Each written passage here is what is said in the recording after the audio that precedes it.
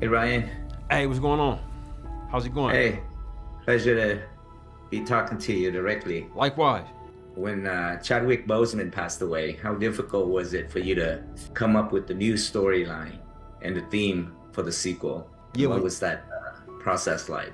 it was an incredibly challenging process when Chadwick passed away, and we had to figure out what to do next. Blessed that we had the opportunity to take the time to go through the grieving process and to step away and think a little bit about what would be best.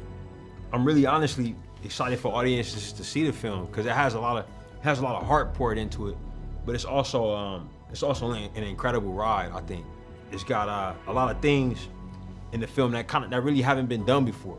In terms of some of the filmmaking techniques that we used and some of the things we did with water and with our main actors. And stunt coordination and makeup and just the languages. There's seven spoken languages in our film. It was really phenomenal to see everybody rise to the occasion, and I'm excited for audience to see it. I wish I could be there with you in Saigon. It sounds like it's gonna be awesome. The first Black Panther centered around the king and the prince, father and son dynamic. So with Chad passing, you're exploring the relationship between the queen and the princess, right? Yes, Mother-daughter relationship. Absolutely. How did that change the way you approach the making of the film?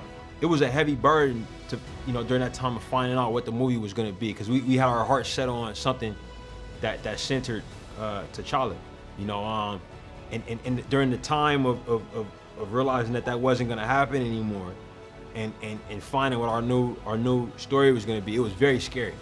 But once we realized that this film was going to deal with motherhood, as the last film dealt with fatherhood, and that we would be centering the relationship Queen Ramonda and our daughter Shuri. A child and their mom is so universal, and somehow there aren't enough movies made about that. We were on the cutting edge of something, we were doing something special, something new, and as Angela and Letitia's performances started to inform those themes, it really became clear that we had something special. What was the biggest lesson you take away from making the first Black Panther, and how did you apply that into making the sequel? Yeah, it's a great question. I think I took away many lessons. It would be hard for me to say which one is the most important. A big lesson I took away from that experience was to be present in the moment, and to be thankful in the moment for opportunities. I didn't know that. Nobody knew how big that film was gonna be. The only person who kind of seemed to know was Chadwick.